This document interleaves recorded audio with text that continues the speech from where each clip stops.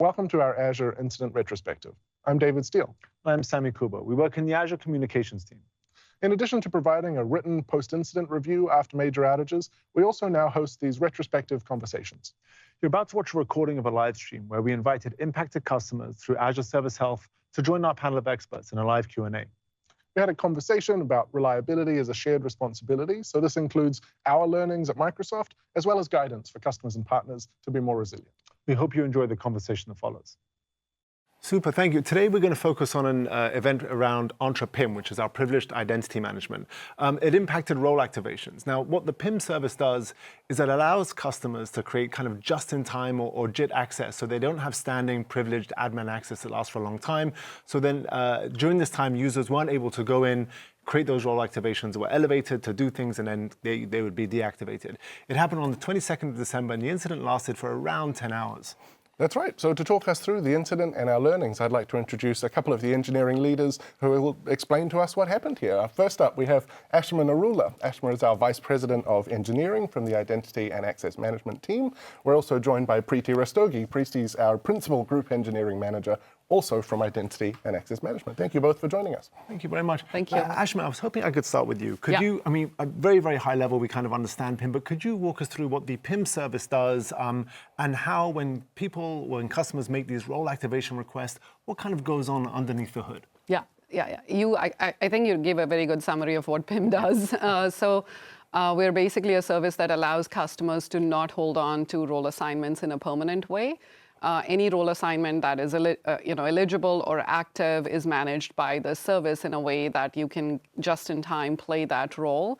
So any of your configuration for those role assignments, the PIM service settings, the capability to do those across Azure, across Entra, and across Entra groups is what the service does. We're a typical three-tier architecture in this case. We have our front-end user experience and our API roles that actually provide the capabilities of the core service. We store the data in a data tier, which is normal for any three-tier service. And we also have these back-end workers that actually manage that session, that eligible or active session. So the customer traffic comes in, you set up your configuration, you just-in-time access your role. All of that is on the customer side. When that role needs to be deactivated, the workers kind of kick in and then deactivate that role down. So an individual inside a company only signs into that role for that amount of time is basically the value add for the service, yeah. All right. That's great to understand the different pieces and ultimately reducing the number of people who have superpowers 24/7, right? Just to kind of restrict that down a bit. Preeti, I wanted to bring you in here. Now that we understand a bit about the service, I wanted to talk about change management, right? When we run these sessions, we talk about safe deployment all the time. How do we make changes to PIM? And is that the same for releases versus configuration? Do we take health signals into account? Could you just explain us how this should work? Yes, David. So let me see how I answer this question because you're touching upon 3 points. So let's just say, first let's just talk about code and the configuration changes. Yes, they follow the same path, same mechanism, and we call it change management process, where the developer is checking in their code. And the second part that we'll focus on or talk about is a deployment, how it goes from one production ring to the other production ring, and how we have signals when they roll out from one to another. So talking about the first one, developer, when they check in their code, it gets to the test ring in nightly build. Test ring have automated test gates that helps us catch issues early. And once all the developer, their nightly build check-ins goes fine, every week is the week like when we do the production check-ins. So we took a bunch of code changes, submitted for the weekly check-ins, and that goes to a change management process where every change is accessed for review, is accessed for risk assessment. And then based on the risk level, it goes through multiple level of approval, starting from engineering manager, directors, VP or CVPs, corporate vice president. Thank you, Sami. So once all the approvals are done, the code gets checked in or gets merged with the release branch and gets checked in into another, gets deployed to another test ring. There again, we have automated test runs And in this test ring, we're also fork some of the active customer traffic, around 5% of the production traffic goes there, so that we can catch production issues early. Now, once that goes fine, that's when the production rollout starts with deployment, safe deployment practice. We have about 6 rings that we go one by one. The first 2 rings are, again, the first ring is all our test tenants. The second ring, we have our own internal tenants like AME or the Microsoft tenants, and then we go to all the customer tenants. Yeah, that's pretty much. And between all the deployment, when it goes from one production ring to the other one, we have health monitors, which we get alerted if there is any issue, so that our on-call engineers can jump right in and figure out and investigate and mitigate as quickly as possible. Super. Thank you very much. Ashma, this particular thing, we were making a change to the way that the PIM services stores and manages data. And then while it was going through these changes that Preeti spoke about, we didn't see any issues in the earlier rings? It seemed to, I know it's a bit of a double barrel question, but there were 2 things that I was interested in. Yeah. So we caught this issue in the later rings, as you know. It did go through all the rings like that Preeti just walked through. The signals and the capability to read and write through our storage tier was fine through those rings. The load and the customer base is also different in each of these rings. The ring where we caught it, we have some customers doing some unique things with our API. So let me take a step back. Not every customer calls our APIs in the same way. A lot of them, don't hold the data on their end. A bunch of them hold the data with us. So in this ring particularly, we had some customers where the traffic looks different. So some of the signals we got with the configuration changes were different and unique to that ring. So that's kind of where we saw the incident happen. Super. And then going back to the earlier part, we were making a change about the way the PIM services stores data, manages data. Yeah. What was there? Can you let us know a little bit more about that? Yeah. So the configuration change that we're talking about here is the intentionality behind that change is really to help us scale the service. We are on a journey where the data tier for us is on a SQL implementation right now, and we're on a journey for scalability reasons and reliability reasons to move to a NoSQL instance. So in this case, the knobs that we were increasing were really increasing the amount of traffic that is actually going between our SQL and NoSQL instances, and actually testing the capabilities to make sure we can cut over to NoSQL pretty soon, which is something we plan to do in the later part of this year. That's great to let us know kind of what we were trying to do as we were making this change. Yeah. Let's fast forward to the 22nd of December, the fateful day of this incident. What did customers experience? What could they do or not do? Were there specific errors or symptoms? And we talked about this as having global impact, but customers don't really pick a region, right? So could you help us to understand that? Yeah, so in terms of the actual functional impact, let's talk through that first, and then we can talk about the impact, global or rings or not. In terms of functional capabilities, what happened here was customers were seeing inconsistency in our API responses. Some customers were succeeding, some were getting 4xx errors, others were getting 5xx errors, and some were seeing high latency responses where they were trying to elevate to the role, and it just wasn't happening that fast enough. So all those experiences with the user experience in the API resulted in customers maybe not being able to add eligible assignments or active assignments, customers not being able to get into the role, which is elevate into the role. Anything that was happening on the worker side or the backend side where roles that were already elevated had to be de-elevated was all working fine. So there was not a security incident per se where somebody got access for longer than they needed to, but the capability to do change management with the service and elevate in, including PIM policies and settings and stuff, was all seeing either some amount of XX errors or latency issues in this case, and some retries were succeeding. So it wasn't like everybody was down, but it was unfortunate that we had that impact. That's great to know that it wasn't hard down, and retries we'll talk about. Retries are always a good best practice. And finally, in terms of region, customers don't pick a region, is that right? Yeah, customers do not pick a region. We're basically a service which is cell-based in terms of architecture. We have our own rings, like Preeti just walked through. The impact was in that ring, which was our US primary and secondary instances. The other regions were fine and not impacted through this. Great. So it's good to know as well that while the gas wasn't working and we couldn't elevate, but the brakes were working and absolutely the de-elevation worked very well. Preeti, we spoke a little bit about the APIs not working and so on, and we were talking about there was extra processing that took place on those APIs. Could you walk us through a little bit about what that extra processing was? Yes. And yeah. Yeah. So as Ashima mentioned, we are on the journey to migrate from SQL to NoSQL for enhanced scalability and resiliency, considering PIM is so critical for our business operations when we talk about zero trust principle or secure by default, right? So that's where we are coming from, how we can make it more resilient as well. So having said that, again, it's a 3-layered architecture. So when we talk about database, for low latency operation, what we are doing right now, we are managing a system. The system manages a pool of DB connections, active DB connections.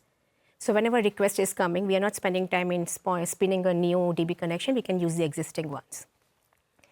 Now, when these migration, when we are moving from SQL to NoSQL, we are doing in phased version where we are slowly changing and increasing the migration percentage of traffic.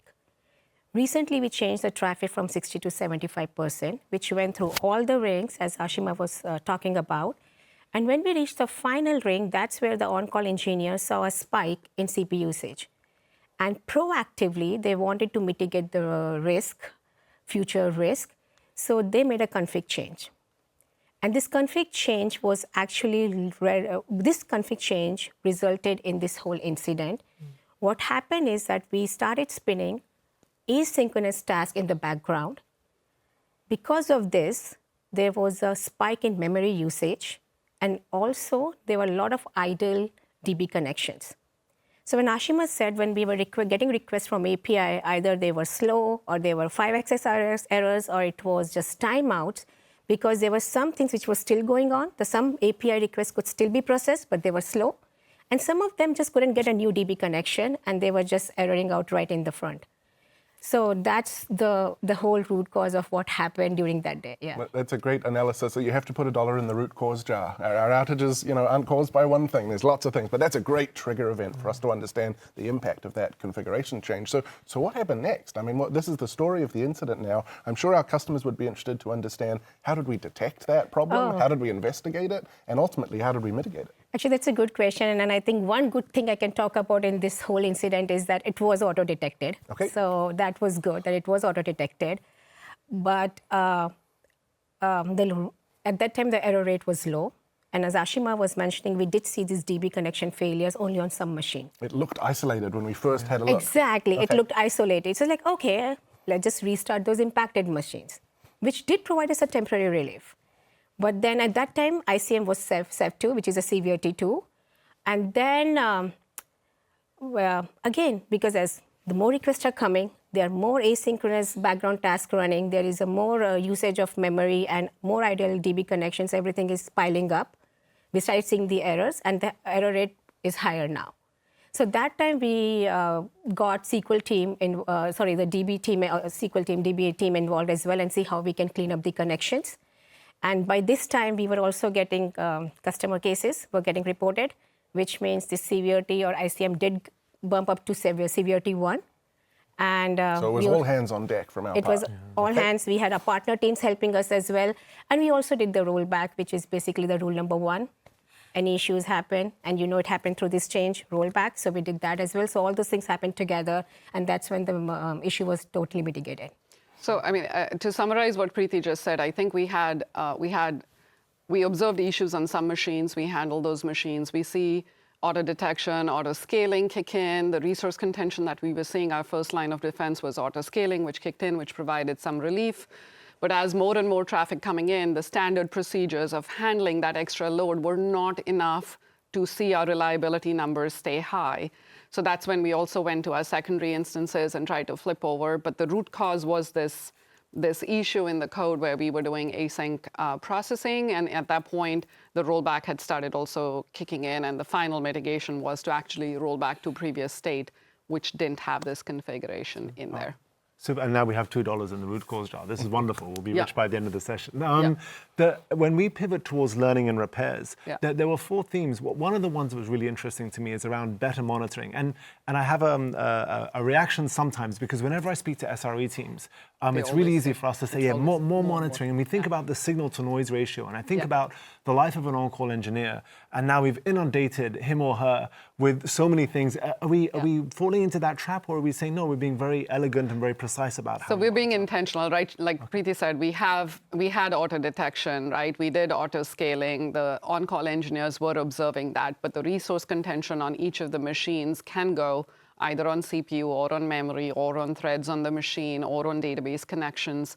The idea is not to just have those observability metrics, which we do, but the idea is also to say when has the threshold passed enough to say that the normal TSG steps that we have are not kicking in. So from that point of view, we did not have the fact that all the DB connections pools were taken and were stuck as a alert in the system. We thought we still had scalability happening and it could recover. So there are some tweaks we need to go make there where it's very clear to us that we're past that point where the standard procedures will not help us. Got it. That's tweaks to the TSG, the troubleshooting guide that we use internally. And I like that you mentioned initially, hey, autoscale was kind of our first line of defense, and autoscale kicked in, but it wasn't sufficient. One of the repair items was about updating or reconfiguring the way we do autoscale. We're trying to be more responsive to CPU. Like, can you talk us how we can improve that next time?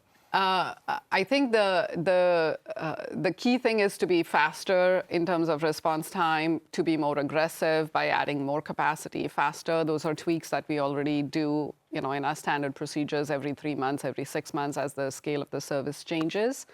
But the key thing is also to go in and look at where the contention is, right? And the contention in this case was on memory. So more aggressive auto-scaling would have been beneficial. Great. But when I think about the complexity of services on Azure, like PIM as well, we spoke about initially when we saw impact, we can provide some of that relief, but being able to correlate this back. And this is, I think, one of the repair items to say we want to build a system that can give us insight into when we make changes to look back. Now, humans are terrible at this, but systems can do this with all the kind of data points and so on. Yeah. This seems fascinating to me. This doesn't seem like an easy thing to undertake. Could you talk us more about how we're going to be able to kind of look back to last known goods and correlate changes to impact? It sounds incredible. One of our standard procedures is to roll back, right? And basically because you can't be root causing in general in a live service. That's really, really hard. You can do it. The time to mitigate is generally longer if you try to do that. So our intention is always to roll back. The nuance in there is how many rings have you gone through? How much time have you spent in the ring? What kind of indicators do you have?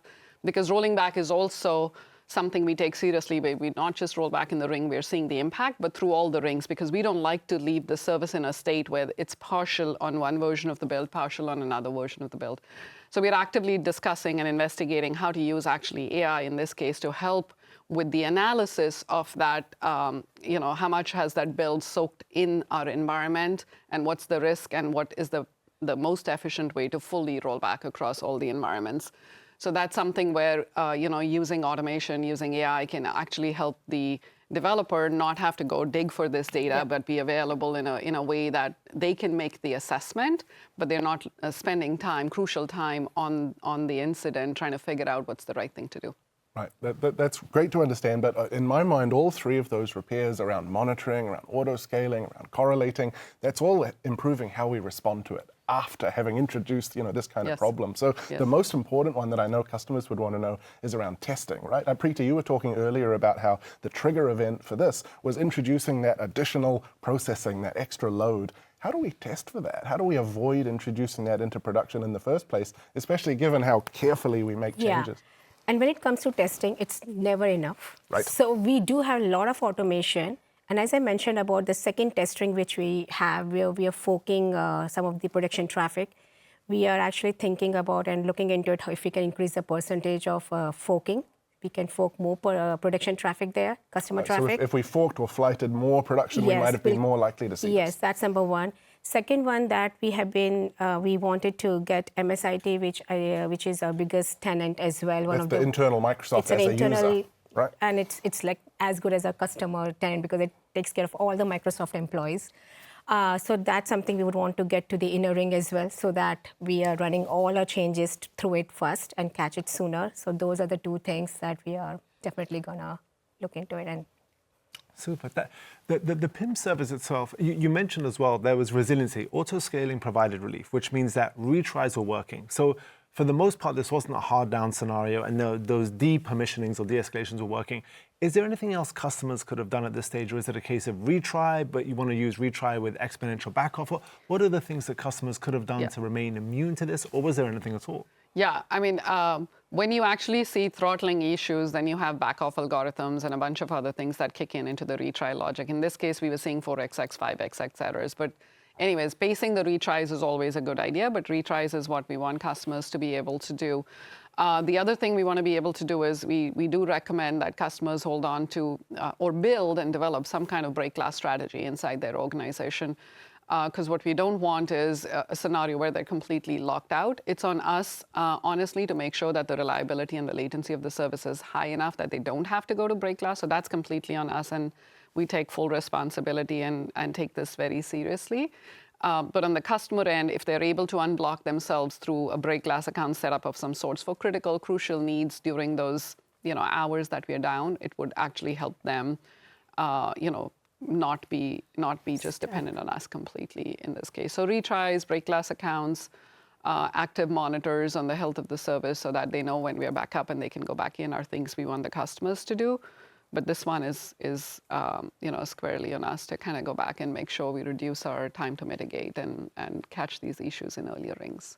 Got it. That's great to hear. It's good for us to touch on kind of both sides of we call it the shared responsibility model. Yep. Obviously, lots of learnings and repairs on the Microsoft side of things, but maybe still some good pointers for customers to be more resilient to this kind of hiccup. That's great. Thank you for talking us through it. I've saved my last question for my co-host, Sammy. Since Sammy runs our incident communications team, how did we do on communications? Did we keep customers up to date during the outage? As Priti mentioned, we had alerts that fired a little bit earlier, but with some of the auto-scaling helped. So our first communication that went out to customers took about 2 hours from the moment the impacts started. We decided to go to our status page. We have a criteria around when we go there, and we call it scenario 1, 2. Because this impacted broadly multiple regions, although they're not regions in the traditional sense, we did decide to go there. Once we kind of got a little bit more information, we did tell customers, hey, there are resources constraints. We did tell customers that we were scaling, and we also told customers that we're rolling back as well.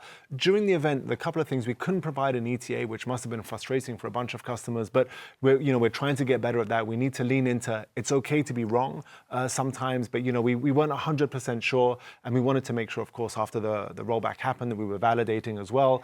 We did get our preliminary PIR out within 3 days, which is great. We got our final PIR within 14 days, and thanks to the engineering team for helping writing that. One of the things we would like to do is to have the invites for these sessions in the final PIR, so that customers, upon impact, they understand the timeline is going to be, okay, for a major impacting event that appears on our status page, 3 days we'll have the preliminary, 14 days we'll have the final, and then within a week after that, we'll have these Azure Live incident retrospectives, so that customers can plan and they can understand when to attend and when to deliver things to either their customers or their leaders. Got it, right. So it sounds like we were mostly able to keep customers up to date, but I like the point around, if we could provide an ETA of here's when we think will be resolved, we know that's something that helps to inform customer business decisions. So thank you for watching this Azure Incident Retrospective. At the scale of which our cloud operates at, incidents are inevitable. Just as Microsoft is always learning and improving, we hope our customers and partners can learn from these too, and provide a lot of reliability guidance through the Azure well-architected framework. To ensure that you get posted incident reviews after an outage and invites to join these live stream Q&A sessions, please ensure that you have Azure Service Health Alerts set up. We really focused on being as transparent as possible and showing up and being accountable after these major incidents. Whether it's an outage, a security, or a privacy event, Microsoft is investing heavily in these events to ensure that we earn, maintain, and at times rebuild your trust. Thanks for joining us.